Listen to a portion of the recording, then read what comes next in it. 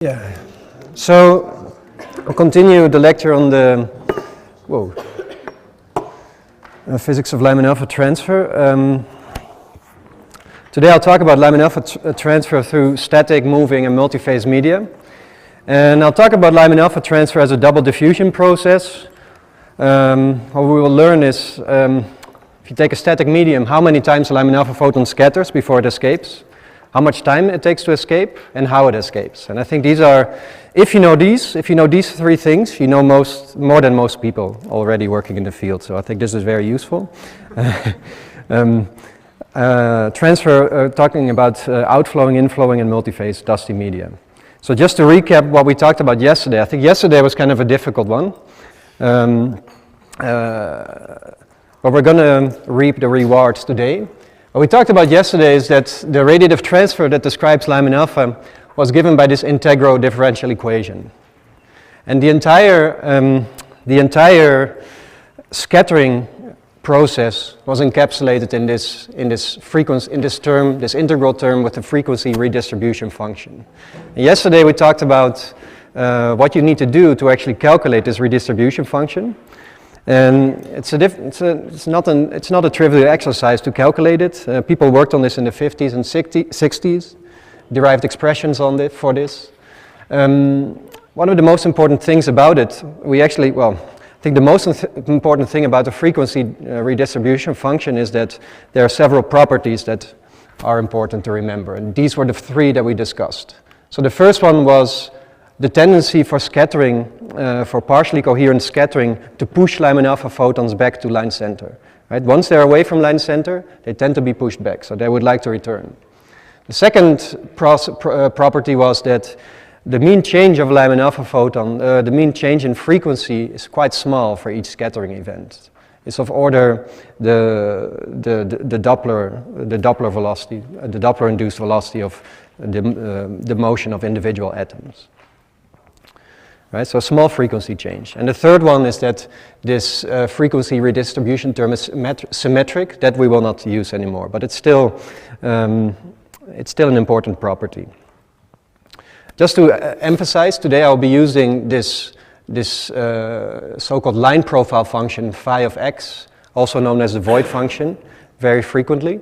And this just gives us the shape of the absorption cross-section, right? So it's a Gaussian in the core, and we've seen this in both my lecture and in X's lecture. So it's Gaussian in the core, and then you have these Lorentzian wings, right? So this is the functional form for it, the approximate functional form, which is, this approximation is actually extremely good in both the core and in the wing, right? And I showed a figure of that yesterday as well, right? So you would like to get rid of this integral, right? To make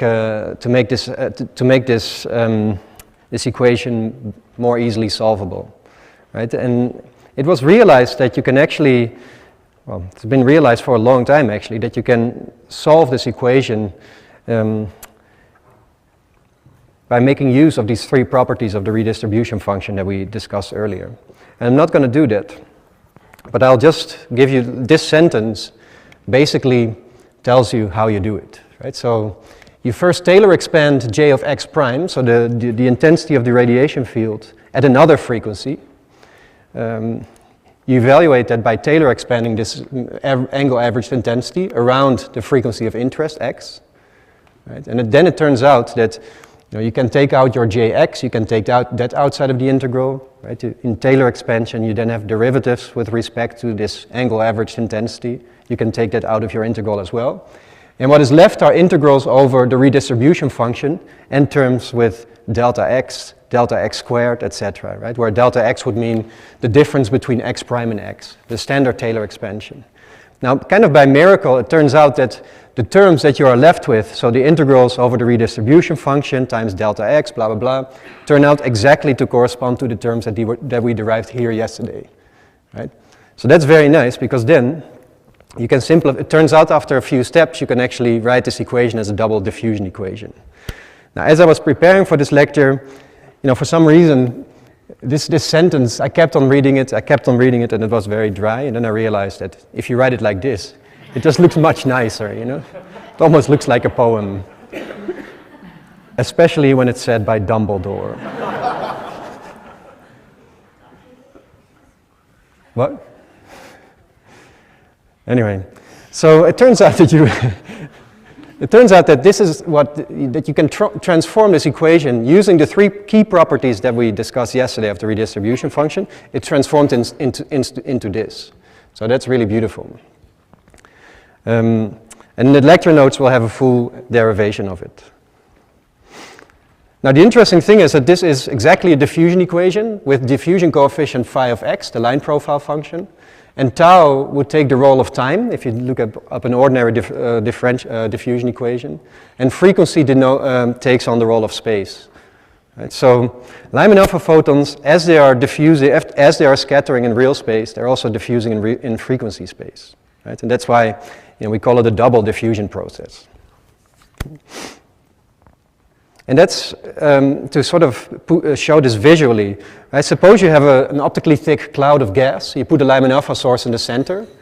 The one property that characterizes the cloud is the column density or optical depth. If we were to put Lyman-alpha photons here in line center, now we consider this a diffusion process.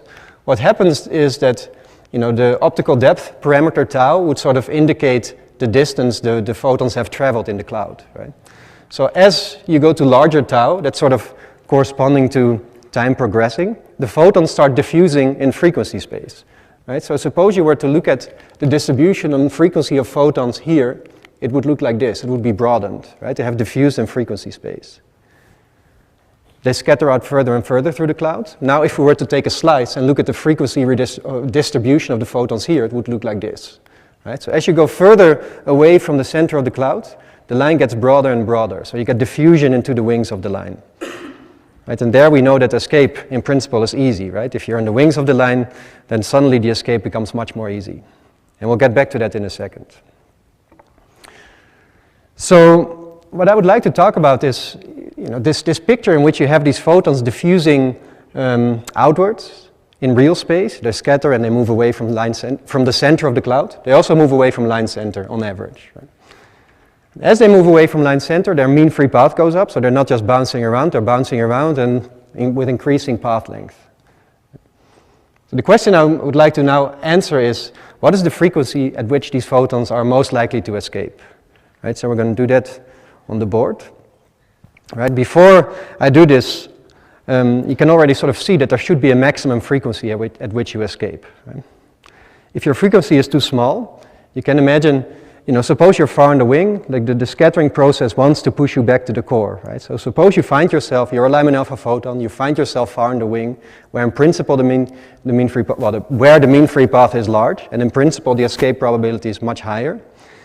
If that frequency offset is too small, you will be pushed back to the line center, where you're basically stuck scattering many, many times again. Right, so you will not escape. If the frequency offset is very large, you will escape. But as this plot previously showed, there is a limit. You cannot just place a photon here. It has to be, or here, in terms of frequency. It has to be allowed has to be permitted by the scattering process. So there should be an optimal frequency at which you come out. Okay. So I'm going to keep this up, and I'll just derive it.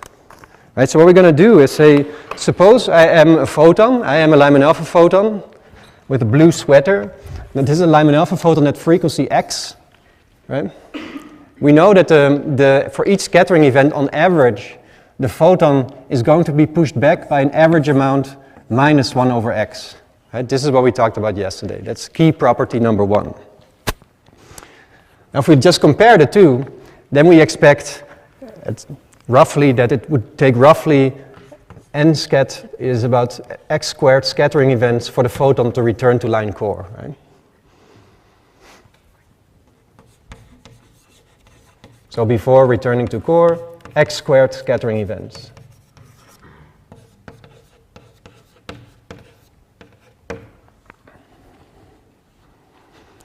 Now for each of these scattering events we know the mean free path, right? And I'm going to work with the units, so I'm going to express the mean free path lambda in units of the cloud radius. Right? So in units of the cloud radius, the mean free path of a Lyman-alpha photon at frequency x equals 1 over tau naught times phi of x. And phi of x should be on the board, yes. Right?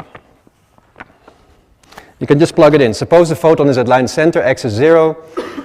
Exactly at line center, the mean free path would be 1 over tau naught. So it would be 1 over tau naught, so it would, yeah, that makes sense. So this is the mean free path for a single scattering event. We know the photon scatters x squared times, right?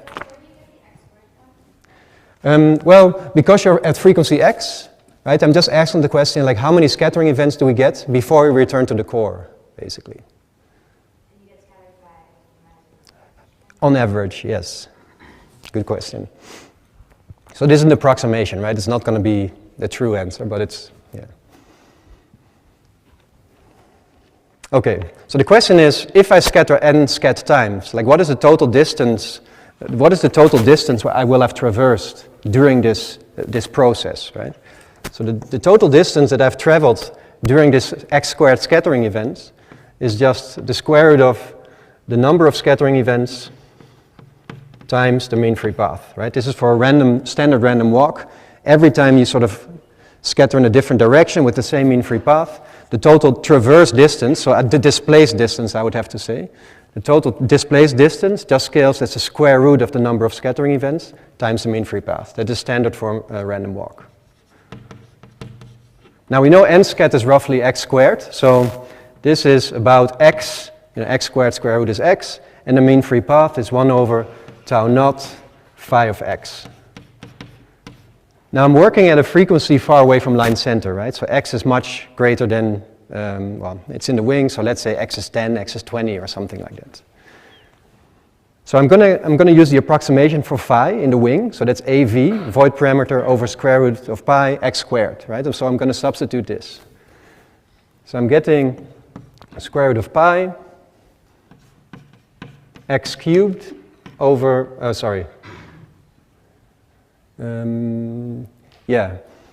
AV tau naught. Right, so this is the total distance, the total displaced distance by the photon during these x squared scattering events in the wing before returning to core, right? In units of the cloud radius, basically. Now, I know when the photon will escape. That means the photon will have escaped if this value of d exceeds the cloud radius, right? And I'm working in units of cloud radii. So the photon will have escaped once d becomes greater than 1. Right? So, or the critical condition is photon escaped when when this expression equals 1, right? So we call this the peak frequency at which the photon escapes, of the most likely frequency at which the photon escapes. And so inverting this, solving for xp, we get xp equals a tau naught over square root of pi to the power 1/3.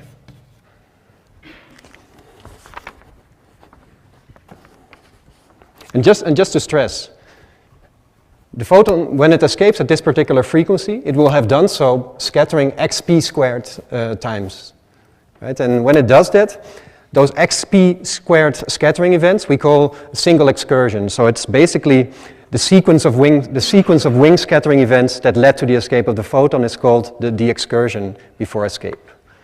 Okay. I'm just plugging in some numbers because I don't think I've listed the numerical value for AV, but to give you some idea, if you have a column density of 10 to the 20, which is characteristic of what we see in galaxies, 10 to the 4 Kelvin, then you have xp of roughly 12.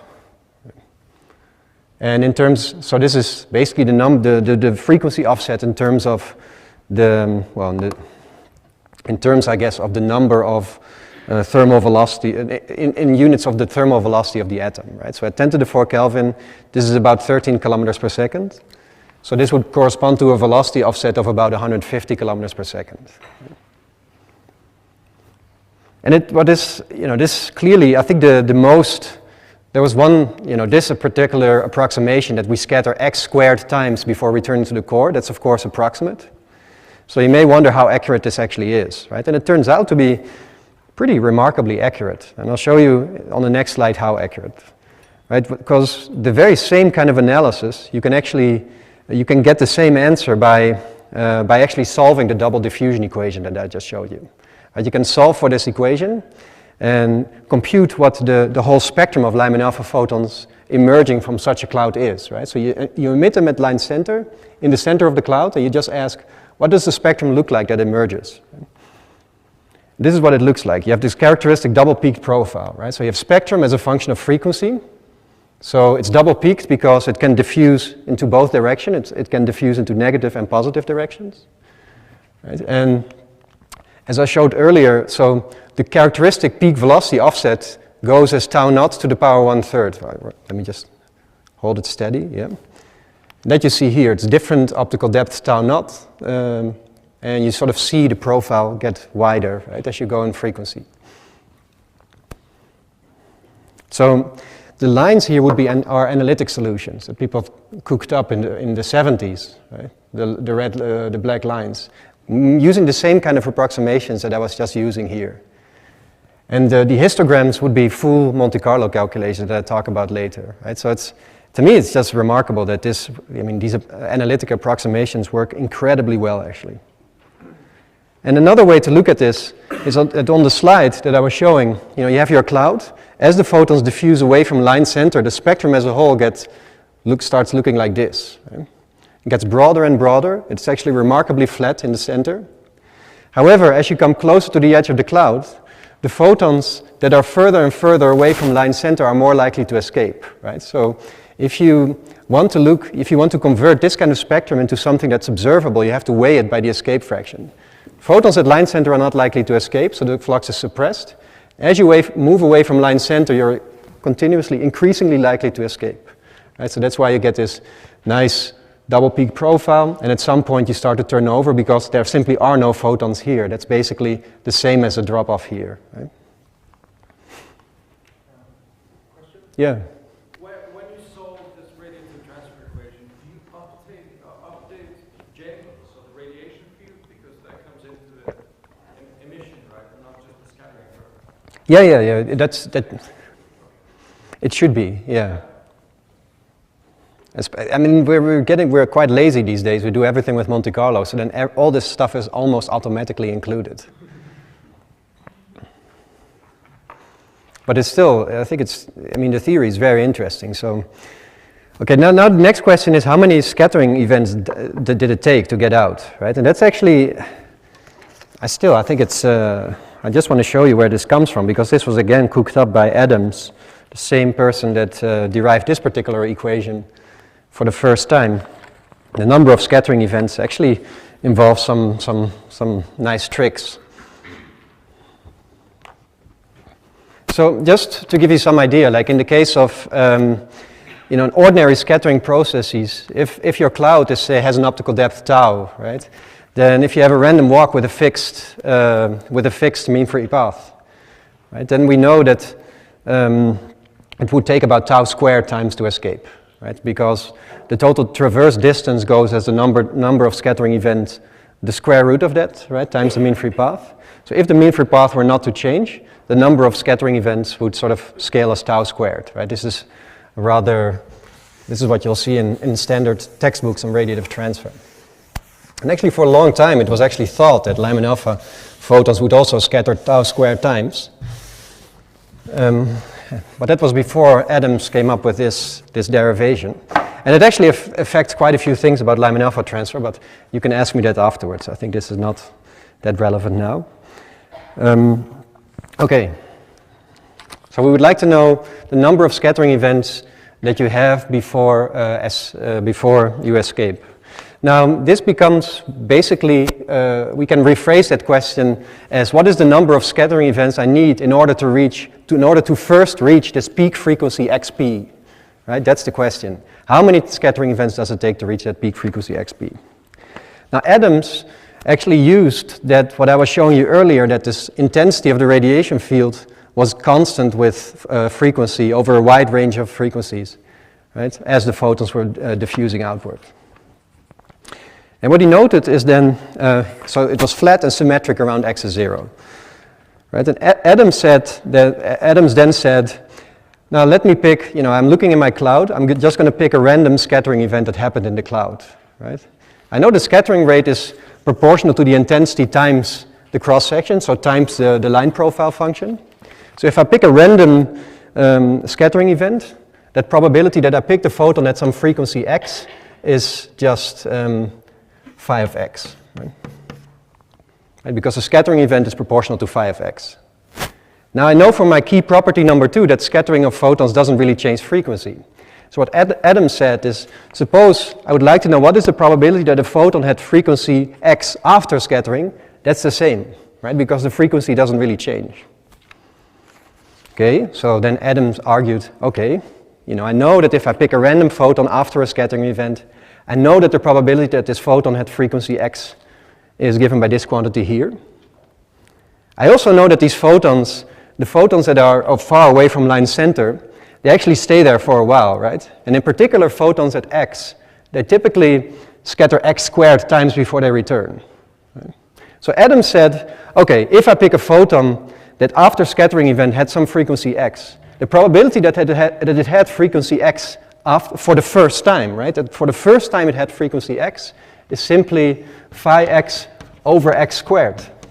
Because all the other x squared events were already from photons that had already scattered before at this particular frequency. Now I think this step is the key step in Adams' derivation, right? Once you have this, you're basically there, because Adams said, the first time I pick a photon and it's scattered into frequency x, let's say within the frequency range x plus or minus dx over 2, that probability is just given by phi x, where phi is again the line profile function, over x squared dx. Right, so this is Adams. And it's okay, it's very okay to be skeptical. I'm going to show you how well it works in a second. So Adams then said, okay, what is the probability that a photon scatters to some frequency and it then escapes? Well, he said, okay, the probability for escape is then given by the probability that I scattered into any frequency that allowed escape, right? So any frequency that allowed escape, so frequency is more negative than minus xp,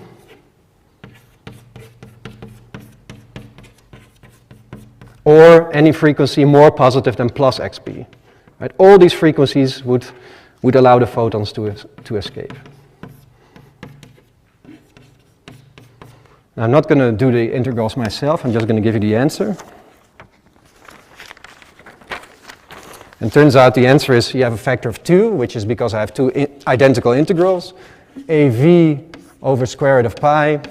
The square root of pi always comes from the void profile function. There's a 3. I have an xp cubed, right? Because my void profile function has 1 over x squared in there. 1 over x squared, an additional factor of x squared, x to the 4th. So I end up with xp cubed. Now the thing is, what I just derived is that xp actually scales as tau naught, the optical depth of the cloud, to the power 1/3. So it turns out that if you insert the expression for xp, you get a very simple expression. It's just a constant over tau naught. That's the escape probability. So that means it takes on average, if you want this probability to be 1, you get an expected number of scattering events. Right? So if n scat is sort of 1 over this escape probability, you get, it's a constant times tau naught. Right, so this is very different than what I said before I started. I said photons should scatter tau squared times before they escape, right? For Lyman-alpha, they only scatter tau times.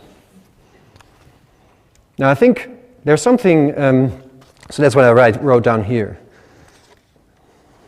What is a bit weird about this is that, this whole argument, this particular step, right?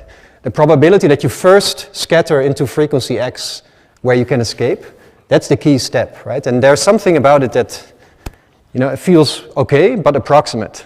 Right? So you may wonder, how good is this approximation? Right? So I'm going to show you now, the line is basically Adams' result. Right? The red line is Adams' result, and the solid lines would be what you would get if you would do Lyman-alpha Monte Carlo radiative transfer calculations with no approximations. Right? So it's pretty ridiculous how well it works. It's almost so ridiculous that I almost just want to stop here and walk away. It's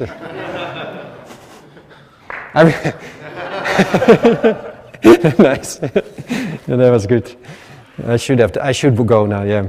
In any case, yeah. So I think another remarkable triumph of analytic reasoning, and it's just remarkable. I haven't seen any other, good explanation for why this works so well. Well, I guess the approximation that Adams made is it's probably quite accurate. It would be nice to check, actually. In any case, I think the third thing I would like to just briefly mention, and I'm not going to do that on the board, I'm just going to mention it, is how long it takes for a Lyman-alpha photon to escape, right? Because I think one big misunderstanding that you often see in the literature is that, if you compare these, I lost my laser. There's a missing laser now, I think. Oh no, that's dangerous. Oh, it's here. Whew. Okay. One big misunderstanding that often arises is that, in typical conditions, tau naught can be large. In astrophysical conditions, tau can be like 10 to the 7, 10 to the 8. Right? So if photons scatter 10 to the 7, 10 to the 8 times, it's thought that Lyman-alpha photons get trapped for long times. Right? But they actually don't. Because it turns out that as the photons are scattering in they escape in this single excursion. Right? And this single excursion, which allows them to escape, only takes x squared scattering events. Right? That's a very small number of scattering events. And the interesting thing is, for example, for 10 to the 7 optical depth, right? That excursion takes about x squared is about 150. So you have 150 of these wing scattering events that permit escape.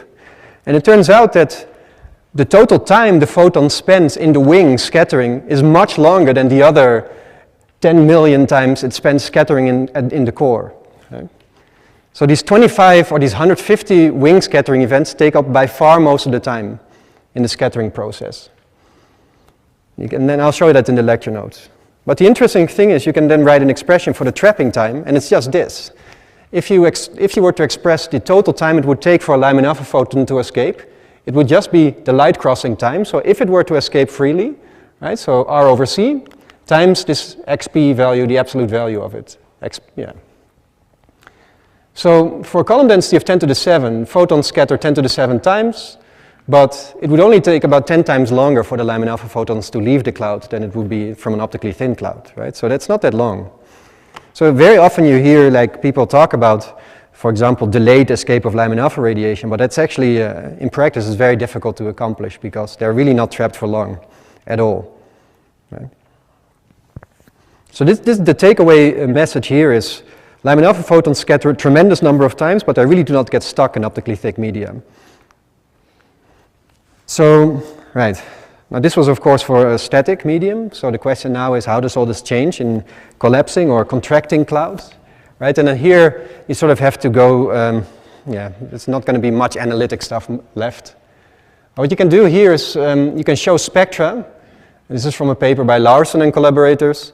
So spectrum as a function of frequency on the y-axis, x-axis, spectrum on the y-axis, right? And the green lines here are the double peak profiles that I showed you before. So these are just two different column densities, 10 to the 18, 10 to the 20. So this is the case that I was just describing before. Right? So let's focus on this one, the double peak profile that I showed earlier. Right? Now if you let the cloud contract, it turns out that you enhance the blue peak of the line and you wipe out the red peak. Right? And the idea here, it's actually quite interesting. It's, the Lyman-alpha photons are sort of scattering through this contracting cloud, and it turns out that as they are sort of working their way out of the cloud, the gas cloud is actually doing work on the photons.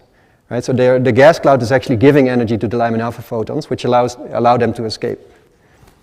At the same time, there's an additional effect is if you have a contracting cloud, the Lyman-alpha photons that are on the blue side of the line appear even bluer in the frame of the gas.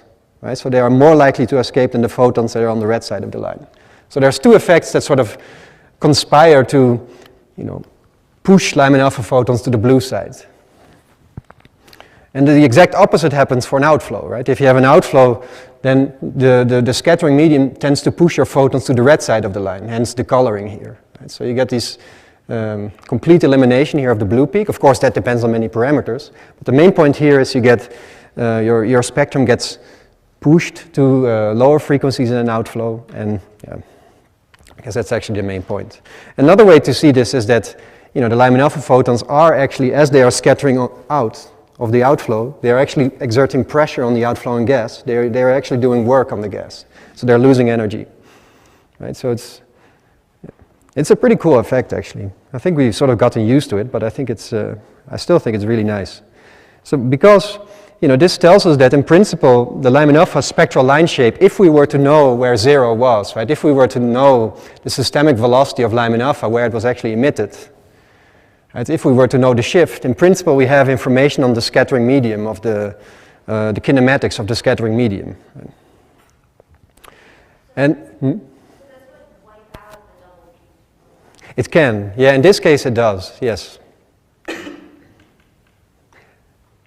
I mean, so you can imagine that it must depend on the outflow velocity, right? If I give it a tiny outflow velocity, then, you know, there will be the double peaks will be preserved, but it will just be, one of them will be suppressed. So it depends on the precise parameters, but it can. Yes. Well, I mean, there are I think it's a small subset of it. I think in Lyman break galaxies, it's a small fraction. I think it's about 20-30% or so that have double peak profiles. They have like a small blue hump. You know, they might be double peaked, or they're double peaked, but usually like one of the peaks is much smaller, and usually it is the blue peak. Right? Okay. Actually, someone showed me an example of a Lyman-alpha emitter with a high redshift Lyman-alpha emitter with an enhanced blue peak, which is, I actually don't really believe, but I'll tell you why later as well. But I think it's really cool, if right. Yeah, so Lyman-alpha destruction. So yeah, I wanted to show Voldemort, but I didn't have internet, so I thought, well, Dumbledore will do, you know, whatever. That's okay. Sorry? It's still gonna happen. No, I don't really follow Star Wars. I don't know what. I don't know if you've seen this. On Facebook, at some point, there was some sort of joke about this floating around, like how you could offend like 4 different groups in one single picture, and it was. I was hoping for that question before, so thank you for that comment. Thanks. So dust. Yeah, dust. So cosmic dust particles are. Sorry, and I'm a bit out of the. So are between a few molecules and 0.1 micrometers in size, or just complex molecules. And so dust can absorb Lyman-alpha photons that can then be converted into, say, heat inside the particle, whatever vibrational, rotational motions inside the dust particle. This can be re-radiated as heat. So it basically destroys Lyman-alpha, right? So this is again from a paper by Larsen et al. You can. The main point of this paper is that if you have, for example, LMC type dust, which has an average gas metallicity of about 0.5 solar, right? You can show that the dust absorption cross section to Lyman-alpha photons is actually quite flat across the relevant range of frequencies that we study for Lyman-alpha transfer, right? And the same for SMC type dust. So there's 2 points. Excellent. So there's 2 points to this figure, right? The first point is that, well, I guess the main point is that the dust absorption cross-section is pretty much constant across the relevant frequency ranges for Lyman-alpha transfer. Now again, this has sort of been interpreted sometimes as to imply that dust has a very, an impact on Lyman-alpha photons that does not really depend on frequency, and that's completely wrong, actually. So this is another plot from Larsen et al., and that's basically a Lyman-alpha spectrum that you would get from, say, from a numerical simulation, and just ignoring all the dust, right? You get this kind of double peak profile broadened by scattering. But once you insert dust to the simulation, you get this highly wavelength dependent correction to the profile, right? So in this very line center, the effect is not that strong, but as you go to the wings, the effect of the dust becomes much stronger. And the reason is very much related to what I was discussing very early on with the sphere, right? Like the photons that are much the furthest in the wings of the line, those are the photons that have diffused most. Those are the photons that have scattered most, right? So those are actually the photons that traveled most through the dusty medium. So those were the ones that were most likely destroyed, and that's actually what was happening here. Right? So I think that I think it's an interesting point that in spite of the fact that the cross-section for dust absorption is independent of wavelength, the impact dust has is can very strongly depend on wavelength, right, in principle. It's just something to keep in mind. There's a second Lyman-alpha destruction mechanism which is, can be important, I think, especially if you're interested in, say, first galaxies. Right? So that's molecular hydrogen. So this is from Neufeld's famous 1990 paper. And what he actually shows is 1 minus the escape fraction. So this is escape fraction 0. This is 100% escape fraction. So 1 minus the escape fraction of Lyman-alpha photons from a dust-free medium, but a medium that does have molecular hydrogen. Right? And the amount of molecular hydrogen is given by these labels. Right? So this would be the log of the number density of hydrogen atoms over the number density of hydrogen atoms is 10 to the minus 5 here. Right? And I mean, in, say, first galaxies, you know, if you look at pristine environments during the later stages of collapse, you can have substantial molecular hydrogen fractions, right, which can easily be somewhere here. So it's interesting that, so molecular hydrogen, so the idea is that molecular hydrogen has vibrational levels which have transitions that are very close to the Lyman-alpha resonance, right? So if a Lyman-alpha photon diffuses in frequency space, it's, say, 100 kilometers per second away from line center. It turns out it can be at resonance with one of these transitions of vibrationally excited molecular hydrogen. Right? And this actually affects how Lyman-alpha photons escape from this medium. So, and I mean, this is, I think, interesting, but it has not really been explored yet. So if you're interested, talk to me.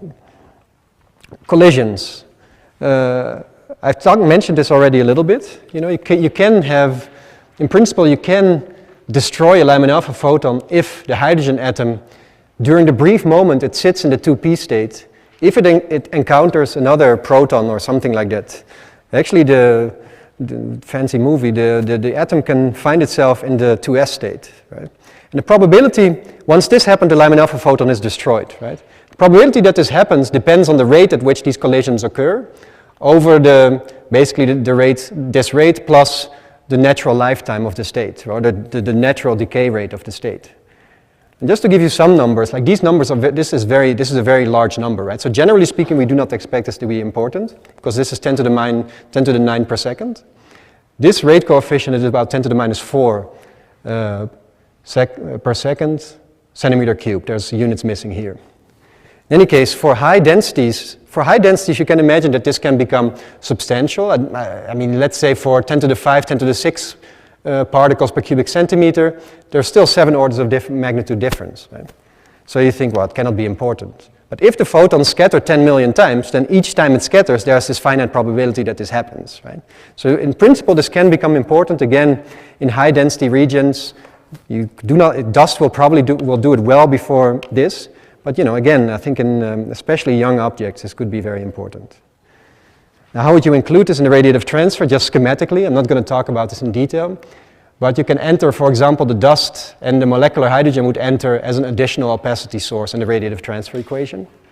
The collisional processes act for each scattering event, right? And the scattering was encoded in this redistribution term that we added, right? So the scattering, the collisional terms would enter here somewhere. And you could get that by just renormalizing your redistribution function. And practice again in Monte Carlo, you know, we're not really solving, well, we're solving this in a completely different way. So you can just add it in the Monte Carlo and it does it for you automatically. Okay? So just a few words about multiphase, scattering in multiphase media. We've already heard quite a bit about this Neufeld mechanism. And I mean, this study is, of course, like Lyman-alpha transfer multiphase media is motivated by the fact that we know that the interstellar medium is multiphase, right? Like the discussion that I had before that you have scattering through a uniform medium, that's not realistic in the context of the interstellar medium. We know the interstellar medium has multiple phases, and most of the hydrogen is actually confined to dense clouds or filaments or sheets which are surrounded by an otherwise hot medium, and we think this hot medium is mostly empty of dust. Right? Now, and it was realized in this kind of picture, Neufeld realized that in this kind of picture, Lyman-alpha can escape in principle quite much more easily than from uniform media, which was important. You know, I think at some point people thought that Lyman-alpha would never escape, partially because it was just not observed, and partially because dust is so efficient at killing Lyman-alpha, right? So it would be nice, it was sort of nice to have a mechanism that could say, well, maybe not, you know, maybe it will not destroy everything. So Neufeld pointed out that Lyman-alpha escape is facilitated in these multiphase media, right? And the idea was that the Lyman-alpha photons do not necessarily, when they scatter, they do not necessarily enter these clumps. And I'll show you a zoom up in a second. But instead they sort of scatter, they do not penetrate these clouds very far, and they sort of find their way out, mostly propagating through the ionized medium, the hot medium, in which there's no dust, which facilitates Lyman-alpha escape. And Neufeld notes that under suitable conditions, Lyman-alpha may escape, in fact, more easily from than the UV continuum, right? And the UV continuum path was indicated here with this dashed line, right? So that goes straight through a cloud. The idea is that the dust is all locked up in these clouds. The Lyman-alpha sort of prevented from entering these. And this is again actually relates to the discussion we had, right? Because you usually see this picture, the Lyman-alpha bounces off the cloud. It doesn't bounce off the cloud, right? It does enter, it has some mean free path when it enters. Now we know that for partially coherent scattering, the mean free path, or the frequencies do not really change after each scattering event, right? So the mean free path doesn't really change.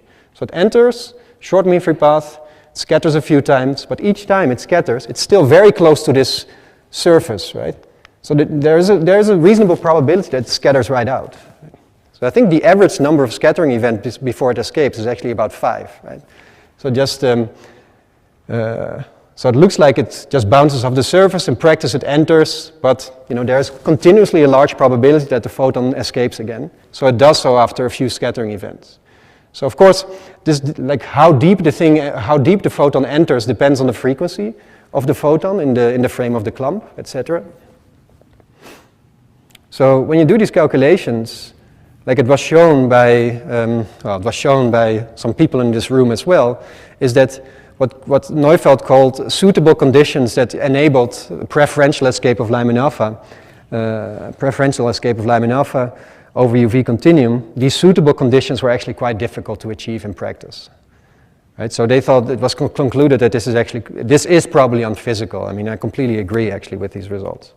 One thing I do want to point out, and that's some work that we did with a student in Oslo, is that it's interesting that in multiphase media you do get some directional dependence of this effect, right? Which, interestingly, the Lyman-alpha doesn't affect the Lyman-alpha so much, but it can affect the UV continuum, right? And then you can actually get this Neufeld boosting in certain directions, in certain viewing directions, which of course is what is relevant observationally, right? We do not care in principle, we do not really care about spherical averages.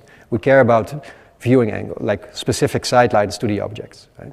So I think in general, I think this Neufeld boosting is not really physical, but we have to keep in mind that it can still happen, you know, as a result of this viewing angle effects. Anyway, I think that's it. And yeah, if you have any more questions, how much time do we have?